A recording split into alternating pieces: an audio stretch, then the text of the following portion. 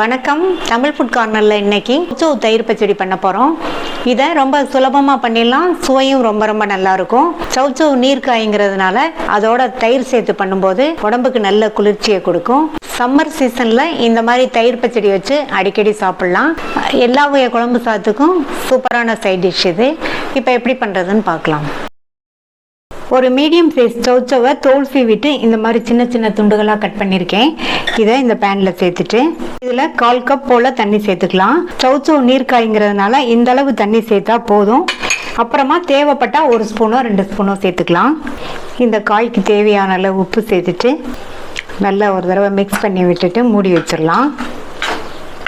தண்ணி நம்ம அளவாக சேர்த்துருக்கிறதுனால ஸ்டவ்வை மீடியம் ஃப்ளேமில் வச்சு வேக வச்சுக்கணும். ஹை ஃப்ளேமில் வச்சோம்னா தண்ணியெல்லாம் வேகமாக வற்றி காய் அடிப்பிடிச்சிரும்.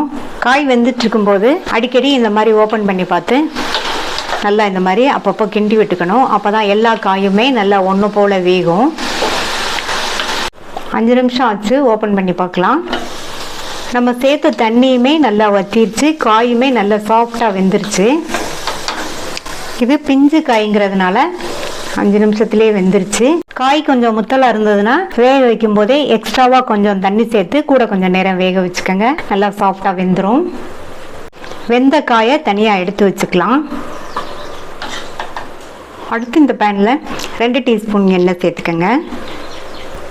எண்ணெய் சூடானதும் அதில் 1/2 டீஸ்பூன் கடுகு பொரிஞ்சதும் 1/2 டீஸ்பூன் சீரகம் சேர்த்துக்கோங்க. 1 டீஸ்பூன் பொடியாக கட் பண்ண இஞ்சி, ஒரு கட் பண்ண காஞ்ச மிளகாய், பொடியாக கட் பண்ண பச்சை மிளகாய் 1. எல்லாத்தையும் நல்லா எண்ணெயிலேயே வதக்கி விட்டுக்கலாம். அடுத்து கொஞ்சமாக கறிவேப்பிலை இலைகளும் பொடியாக கட் பண்ண கொத்தமல்லி இலைகளையும் சேர்த்துட்டு நல்லா ஒரு தடவை வதக்கி விட்டுடலாம். லைட்டாக வதக்கி விட்டால் போதும். இது கூட வேக வச்ச இந்த காயை சேர்த்துட்டு ஒரு தடவை நல்லா பிரட்டி விட்டுட்டு ஸ்டவ் ஆஃப் பண்ணிடலாம். ஸ்டவ் ஆஃப் பண்ணதுக்கப்புறமா இதை ஒரு மிக்சிங் பவுலுக்கு மாற்றி வச்சுட்டு நல்லா ஆற விட்டுறலாம்.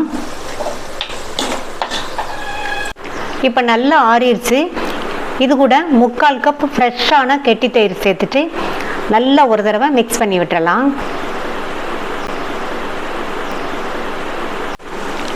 நல்லா மிக்ஸ் பண்ணியாச்சு. இந்த ஸ்டேஜில் உப்பு செக் பண்ணி தேவைப்பட்டால் சேர்த்துக்கங்க. அவ்வளவுதான். இப்போ இதை ஒரு டிஸ்பிளே பவுலுக்கு மாற்றிடலாம். சுவையான ஹெல்த்தியான உடம்புக்கு குளிர்ச்சி தரக்கூடிய சவ் தயிர் பச்சடி ரெடி ஆயிடுச்சு. நீங்களும் இதை கண்டிப்பாக ட்ரை பண்ணி பார்த்துட்டு உங்கள் கமெண்ட்ஸை சொல்லுங்கள். தேங்க்யூ.